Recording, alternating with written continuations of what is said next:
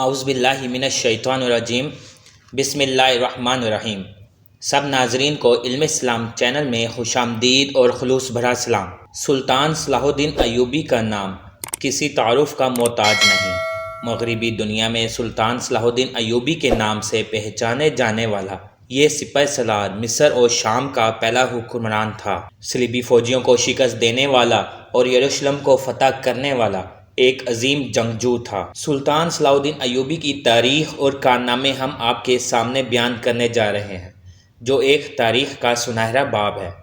ان کارناموں میں صلیبی جنگیں اور یروشلم پر قبضہ شامل ہے۔ سلطان صلاح الدین ایوبی نے اپنی زندگی میں تقریباً 100 سے زیادہ جنگیں لڑی تھیں اور تقریباً 20 سال کے لیے صلیبیوں اور ان کی مشترکہ افواج کو بالآخر اس مقدس زمین میں پیچھے دھکیل دیا تھا۔ صلاح الدین ایوبی کا اصل نام الناصر صلاح الدین یوسف بن ایوب، جنہیں عام طور پر صلاح الدین ایوبی کے نام سے جانا جاتا ہے، ایوبی سلطنت کے بانی تھے۔ وہ نہ صرف تاریخ اسلام بلکہ تاریخ عالم کے مشہور ترین فاتحین و حکمرانوں میں سے ایک ہیں۔ وہ 1138 عیسوی میں موجودہ عراق کے شہر پیدا ہوئے۔ ان کی زیر قیادت ایوبی سلطنت نے مصر، شام، یمن، عراق، حجاز اور دیار بکر پر حکومت کی۔ صلاح الدین ایوبی کو بہادری، فیاضی، حسن و خلق، سخاوت اور بردباری کے باعث نہ صرف مسلمان بلکہ مسیحی بھی عزت کی نگاہ سے دیکھتے تھے۔ صلاح الدین ایوبی اپنے کارناموں میں نور الدین زنگی پر بھی بازی لے گئے۔ ان میں جہاد کا جذبہ کوٹ کوٹ کر بھرا ہوا تھا اور بیت المقدس کی فتح ان کی سب سے بڑی خواہش تھی۔ صلاح الدین کو فاتح بیت المقدس کہا جاتا ہے، جنہوں نے 1187 عیسوی میں یورپ کی متحدہ افواج کو عبرتناک شکست دے کر بیت المقدس ان سے آزاد کروا لیا تھا۔ انہوں نے اپنی ذاتی دولت کا زیادہ تر حصہ اپنی رعایا کو دے دیا۔ مسلم ثقافت کے لیے اپنی اہمیت کے ساتھ ساتھ صلاح الدین کا کرد، ترک اور عرب ثقافت میں نمایاں طور پر احترام کیا جاتا ہے۔ انہیں اکثر تاریخ کی سب سے مشہور کرد شخصیت کے طور پر بیان کیا جاتا ہے۔ سلطان صلاح الدین نسلاً کرد تھے اور 1138 عیسوی میں کردستان کے علاقے میں پیدا ہوئے، جو اب عراق میں شامل ہے۔ شروع میں وہ سلطان نور الدین زنگی کے ہاں ایک فوجی افسر تھے۔ مصر کو فتح کرنے والی فوج میں صلاح الدین بھی موجود تھے اور اس کے سپہ سالار شیر کوہ صلاح الدین کے چچا تھے۔ مصر فتح ہو جانے کے بعد صلاح الدین کو 564 ہجری میں مصر کا حاکم مقرر کر دیا گیا۔ اسی زمانے میں 569 ہجری میں انہوں نے یمن بھی فتح کر لیا۔ نور الدین زنگی کے انتقال کے بعد سلطان صلاح الدین حکمرانی پر فائز ہوئے۔ ان کا ذاتی نام یوسف تھا۔ صلاح الدین ایک لقب اعزازی لقب ہے، جس کا مطلب ہے دین کی درستی۔ ان کا خاندان ممکنہ طور پر کرد نسل سے تعلق رکھتا تھا اور وسطی آرمینیا میں ڈومین گاؤں سے آئے تھے۔ وہ جس راویڈیا قبیلے سے تعلق رکھتے تھے، وہ اس وقت تک عربی بولنے والی دنیا میں جزوی طور پر ضم ہو چکے تھے۔ صلاح الدین کے دور میں شیخ عبد القادر گیلانی سے زیادہ کسی عالم کا اثر و رسوخ نہیں تھا اور صلاح الدین ان سے اور ان کے شاگردوں سے بہت زیادہ متاثر تھے۔ 1132 عیسوی میں موصل کے اطابق زنگی کی شکست خوردہ فوج نے تکریت کے قلعے کے سامنے دریائے دجلہ کی طرف سے ان کی پسپائی کو روک دیا، جہاں صلاح الدین کے والد نجم الدین ایوب نے وارڈن کی حیثیت سے خدمات انجام دیں۔ نجم الدین ایوب نے فوج کے لیے کشتیاں فراہم کیں اور انہیں تکریت میں پناہ دی۔ ایک سابق یونانی غلام مجاہدین بہروز، جسے سلجوقوں کی خدمت کے لیے شمالی بحر النہرین کا فوجی گورنر مقرر کیا گیا تھا، نے زنگی کو پناہ دینے پر نجم الدین ایوب کی سرزنش کی اور 1137 عیسوی میں ایوب کو تکریت سے جلا وطن کر دیا، جب اس کے بھائی اسد الدین شیر کوہ نے بہروز کے ایک دوست کو قتل کر دیا۔ بہاؤالدین ابن شداد کے مطابق صلاح الدین کی پیدائش اسی رات ہوئی تھی جب اس کے خاندان نے تکریت شہر چھوڑا تھا۔ 1139 عیسوی میں ایوب اور اس کا خاندان موصل منتقل ہو گئے، جہاں امان الدین زنگی نے انہیں قبول کیا۔ 1146 عیسوی میں زنگی کی موت کے بعد اس کا بیٹا نور الدین حلب کا حاکم اور زنگیوں کا رہنما بن گیا۔ بہاؤالدین بن شداد صلاح الدین کے معاصر سوانح نگاروں میں سے ایک تھے۔ ان کے مطابق صلاح الدین ایک متقی مسلمان تھے۔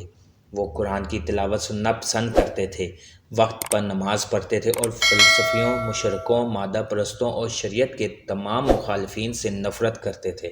سب سے بڑھ کر وہ جہاد کے پیروکار تھے۔ صلاح الدین اپنے کارناموں میں نور الدین زنگی پر بھی بازی لے گئے۔ ان میں جہاد کا جذبہ کوٹ کوٹ کر بھرا ہوا تھا اور بیت المقدس کی فتح ان کی سب سے بڑی خواہش تھی۔ مصر کے بعد صلاح الدین نے 1182 عیسوی تک شام، موصل، حلب وغیرہ فتح کر کے اپنی سلطنت میں شامل کر لیے۔ اس دوران میں صلیبی سردار رینا کے ساتھ 4 سالہ معاہدہ صلح ہو چکا تھا، جس کی روح سے دونوں ایک دوسرے کی مدد کرنے کے پابند تھے، لیکن یہ معاہدہ محض کاغذی اور رسمی تھا۔ صلیبی بدستور اپنی اشتعال انگیزیوں میں مصروف تھے اور مسلمانوں کے قافلوں کو برابر لوٹ رہے تھے۔ 1186 عیسوی میں مسیحیوں کے ایک ایسے ہی حملے میں رینالڈ نے یہ جسارت کی کہ بہت سے دیگر مسیحی امراء کے ساتھ مدینہ پر حملے کی غرض سے حجاز مقدس پر حملہ آور ہوا۔ صلاح الدین ایوبی نے ان کی سرگرمی کی روک تھام کے لیے اور فوراً رینالڈ کا تعاقب کرتے ہوئے حطین میں اسے جا لیا۔ سلطان نے یہی دشمن کے لشکر پر ایک ایسا آتش گیر مادہ گرایا جس سے زمین پر آگ بھڑک اٹھی۔ چنانچہ اس آتشی ماحول میں 1187 عیسوی کو حطین کے مقام پر تاریخ کی خوفناک ترین جنگ کا آغاز ہوا۔ اس جنگ کے نتیجے میں 30,000 مسیحی ہلاک ہوئے اور اتنے ہی قیدی بنا لیے گئے۔ رینالڈ گرفتار ہوا اور سلطان نے اپنے ہاتھ سے اس کا سر قلم کیا۔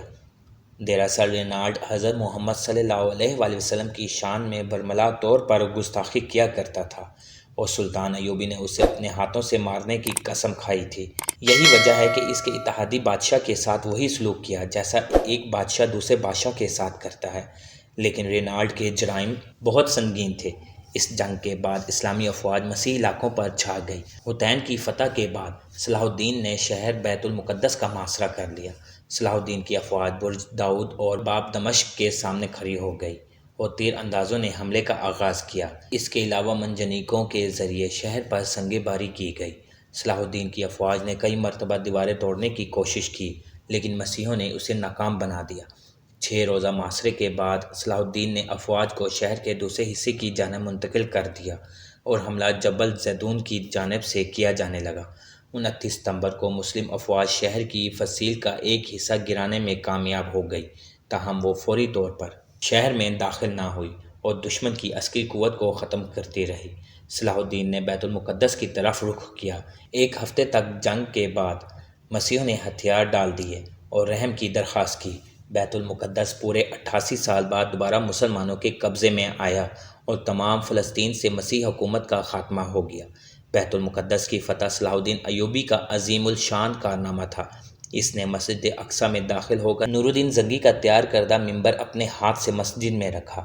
اس طرح نور الدین زنگی کی خواہش اس کے ہاتھوں پوری ہوئی۔ صلاح الدین ایوبی وہ پہلے حکمران تھے جو 2 مقدس مساجد کے نگہبان کہلائے گئے تھے۔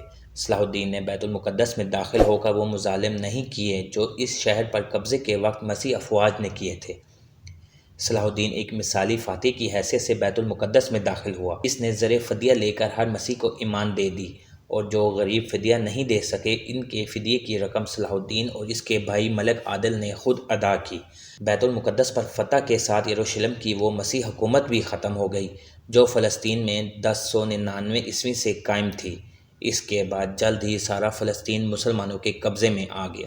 بیت المقدس پر تقریباً 761 سال مسلسل مسلمانوں کی حکومت رہی اور افسوس سے 1948 عیسوی میں فلسطین کے علاقے میں یہودی سلطنت پھر قائم کی گئی اور بیت المقدس کا نصف حصہ یہودیوں کے قبضے میں چلا گیا۔ 1967 عیسوی کی عرب اسرائیلی جنگ میں بیت المقدس پر اسرائیلیوں نے پھر قبضہ کر لیا۔ اس لیے مسلمانوں کی حکومت کو قائم کرنے کے لیے ایک اور سلطان صلاح الدین ایوبی کا انتظار ہے تاکہ وہ بھی ماضی کی طرح مسیحیوں اور یہودیوں سے بیت المقدس کو آزاد کروا سکے اور عالم اسلام کا پرچم پھر سے بلند ہو اور فلسطینیوں کو بھی آزادی میسر ہو۔ سلطان صلاح الدین ایوبی 1193 عیسوی میں دمشق میں انتقال کر گئے اور وہ مسجد بنو امیہ سے متصل مقبرے میں مدفون ہیں۔ عزیز دوستو، امید کرتا ہوں کہ ویڈیو آپ دوستوں کو پسند آئی ہوگی۔ ویڈیو پسند آ جائے تو لائک اور شیئر ضرور کر دیجیے گا اور آنے والی نئی ویڈیوز کے لیے ہمارے چینل کو سبسکرائب کر دیں اور ساتھ میں گھنٹی کے بٹن کو ضرور دبا دیں تاکہ ہماری نئی آنے والی ویڈیوز سب سے پہلے آپ تک پہنچے۔ اللہ حافظ۔